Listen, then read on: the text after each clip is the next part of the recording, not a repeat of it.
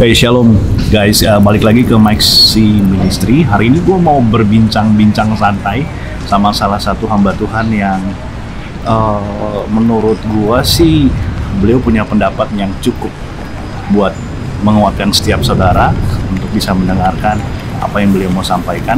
Dan satu lagi, beliau bukan orang lama bagi saya. Beliau adalah salah satu teman pelayanan sejak masih muda, walaupun sekarang masih muda ya. Baik, kita langsung aja.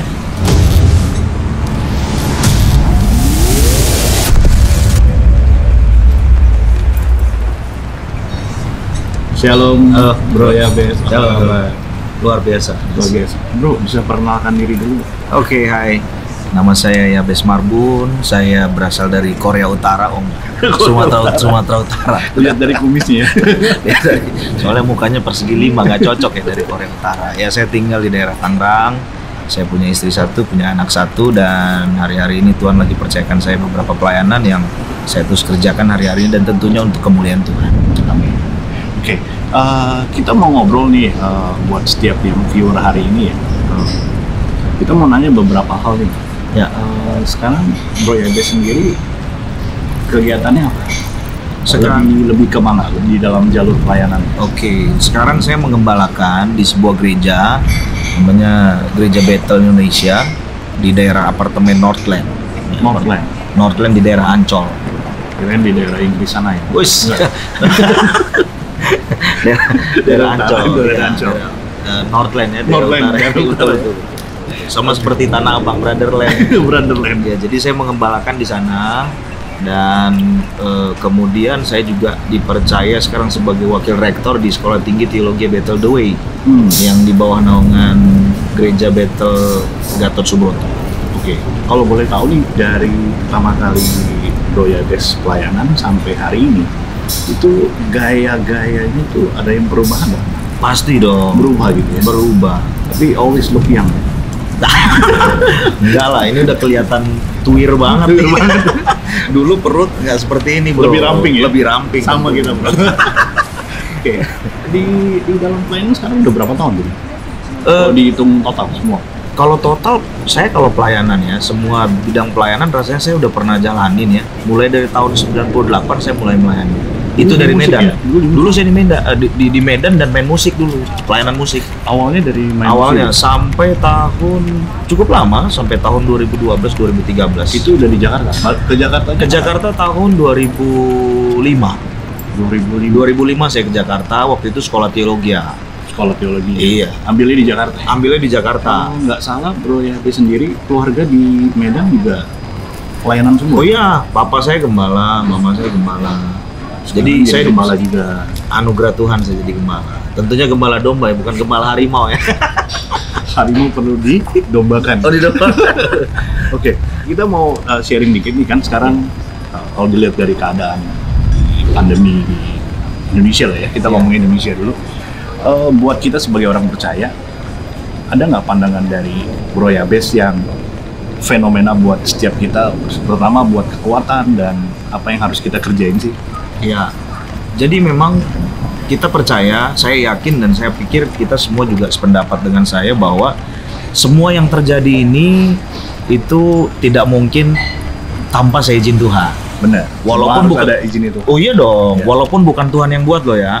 Bukan Tuhan yang buat, tapi semua yang terjadi di dunia ini itu pasti seizin Tuhan. Nah, sekarang yang terjadi sekarang ini sebenarnya apa? Ya kan gitu. Nah, saya memang tidak bisa menjawab secara komprehensif atau secara menyeluruh karena ini kejadian masih berlangsung kan.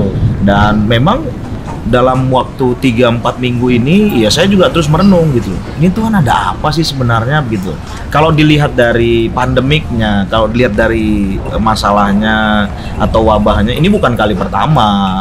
Oh iya, ini bukan kali pertama, artinya sebelum zaman kita 100 tahun lalu sudah pernah ngalamin. Bahkan yang lebih parah tuh ada gitu. Lebih parah ada, dan sekarang di zaman kita kebetulan waktu kita hidup ini kita ngalamin, ya kan gitu. Saya sih melihat begini, bahwa memang yang pertama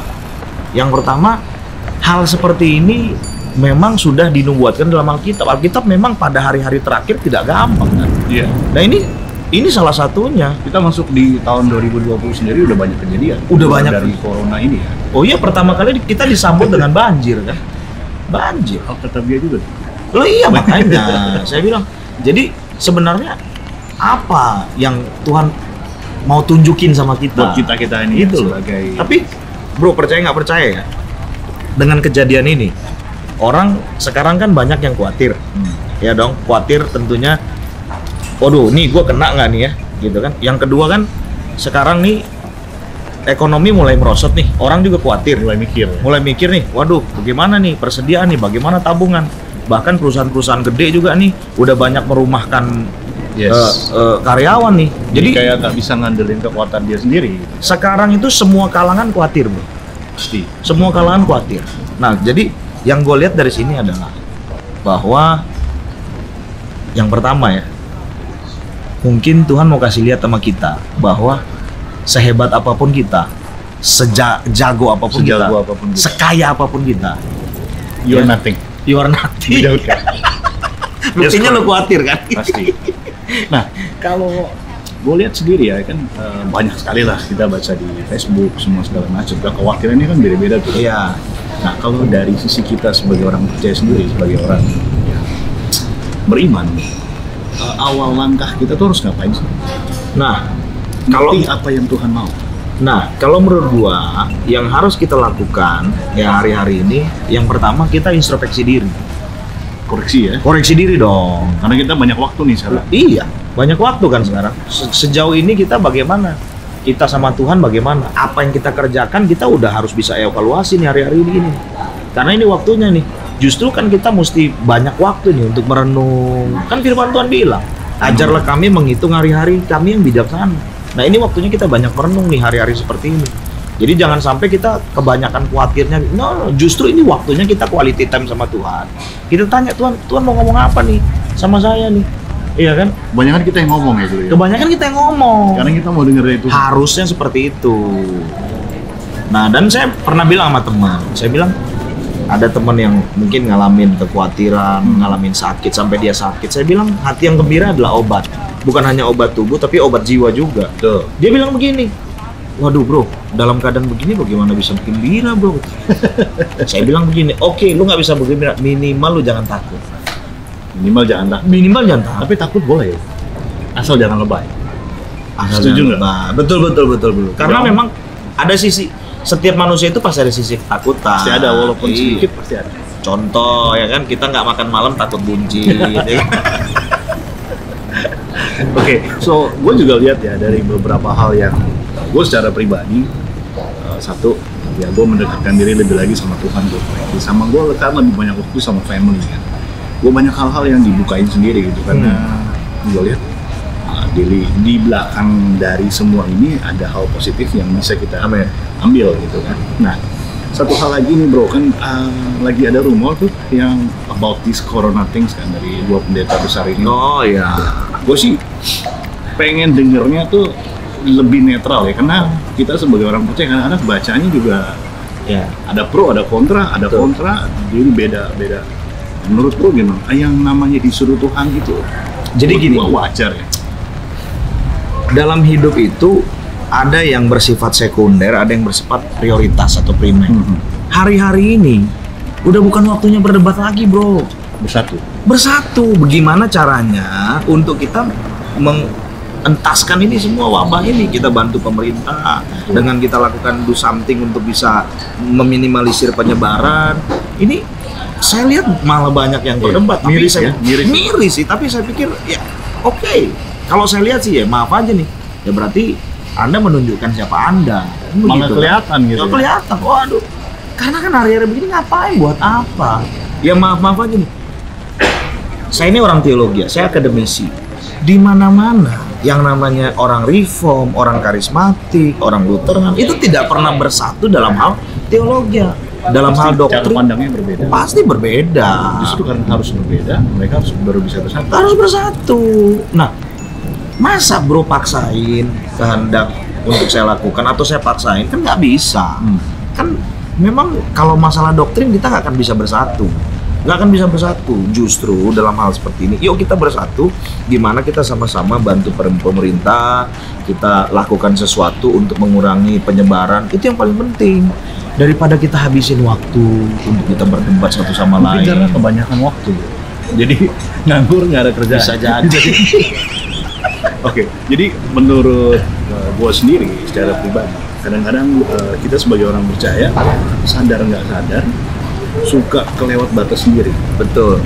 Nah, biasanya kan netizen atau kita sebagai komentator, kita secara nggak langsung sebenarnya nggak mau berpihak, tapi jadi berpihak. Ya. Dan menurut gue gini ya, kebanyakan kalau kita ya dari sisi kacamata orang Kristen sebagai orang percaya, kok melihatnya Kristen berantem sama Kristen kan, orang percaya berantem sama orang percaya, jadi kayak bodoh. Kalau menurut gua sih, kalau menurut gua. Ya iyalah, itu kan kita katanya kan sesama Kristen itu satu keluarga dalam Kristus. Katanya ya bro. Katanya begitu. Gua masih. Tapi maksud gue sih gini bro, kalau gue lihat ya begini. Ya kita ini kan orang Kristen. Kalau kita orang Kristen, ya kita juga mesti percaya Tuhan. Gitu. Ya janganlah kita nyinyirin temen yang dia mengharap mujizat. Bro, gue ketemu sama beberapa dokter bro. Dokter bilang gini, Pak, ya mesti banyak doa lah. Dokter aja suruh kita banyak doa. Karena ada ketidakpastian. Ini membuat orang salah satu caranya adalah, dan terbukti kan nggak ada obatnya sampai sekarang. belum. Iya belum ada sampai sekarang kan begitu dokter aku itu belum ada obatnya. Kalau bakteri ada antibiotik, kalau virus kan belum ada obat. Nah jadi ya ini membuktikan bahwa memang kiri kanan depan belakang nggak ada pertolongan itu cuma ke atas. Jadi maksud saya kalau teman-teman yang berharap sama mukjizat berdoa ya jangan dinyinyirin lah. Ya, itu bagiannya dia. Itu bagiannya dia. Ya kan sesuai dengan kepercayaan dia sama Tuhan. Ya kan begitu. Oke, jadi kesimpulannya, kita sebagai orang percaya harus tidak menjadi batu sandungan buat orang lain. Betul. Apapun yang terjadi hari ini memang membuat gempar dari 2 sisi, 3 sisi, 4 sisi, bahkan dari segala. Tapi satu hal yang gue percaya, jika kita fokus sama Tuhan, everything's gonna be okay. Ya bro ya? Betul. Terus kita mau bahas sedikit tentang generasi muda nih. Ya. Kan kita dulu pernah melayani generasi muda. Sama satu pelayanan ya. Satu pelayanan juga. Dulu saya masih main keyboard tuh. Dulu main keyboard. Sekarang menurut bro sendiri generasi itu larinya kemana sih? Kalau gue lihat kan sekarang kayak sosial media itu it's been crazy gitu, kayaknya udah di mana-mana gitu, dan mereka gampang sekali dapat informasi dan gampang sekali ngeluarin informasi, bahkan yang dari yang benar nggak benar semua udah hampir nggak ada filternya gitu. Nah kita sebagai orang generasi muda yang percaya, kita harus gimana sih?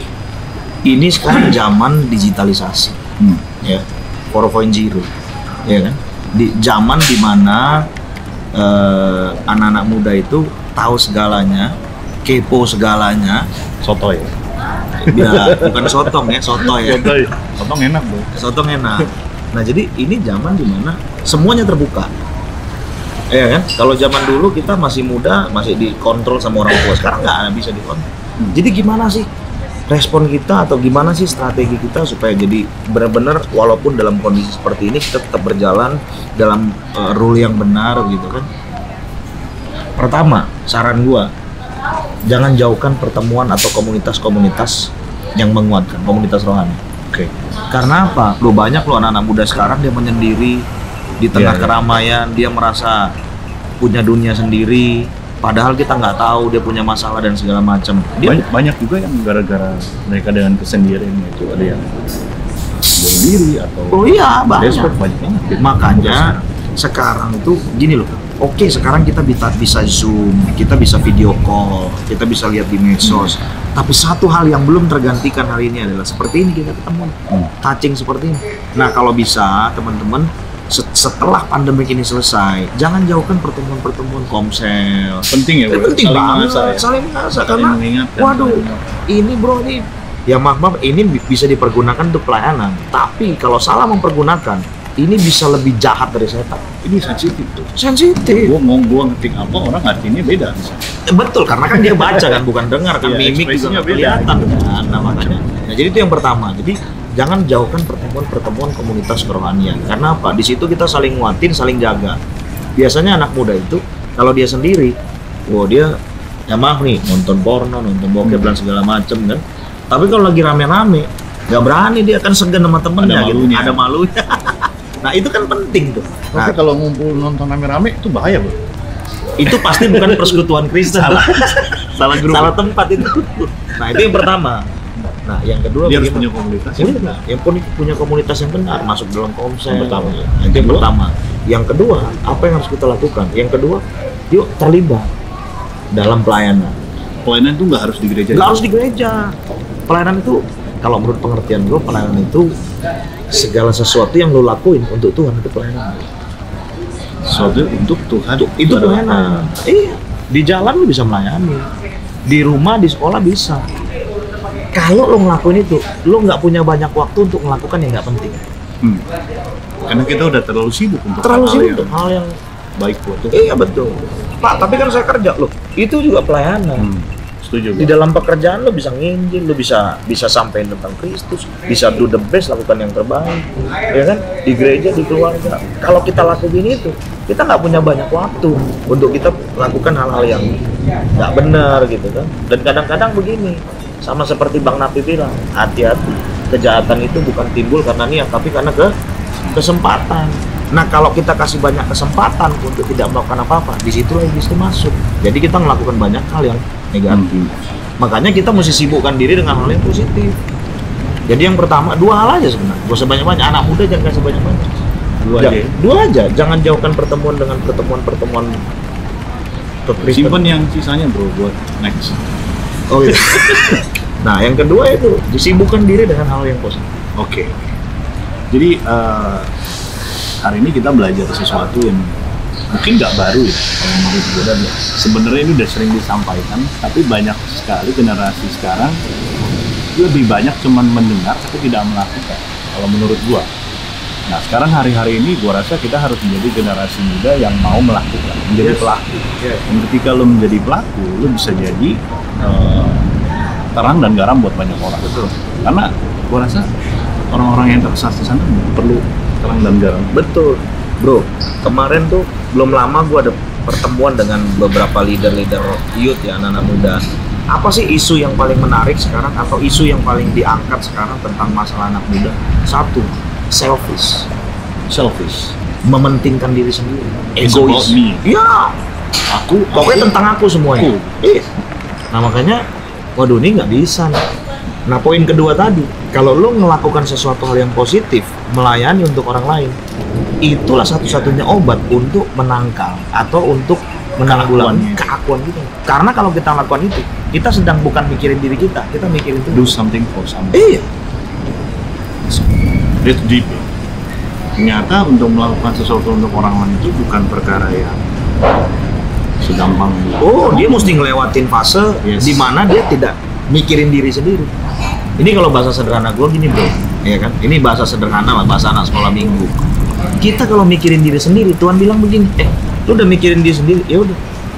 Urusin diri sendiri. Tapi kalau kita mikirin orang lain, Tuhan bilang begini.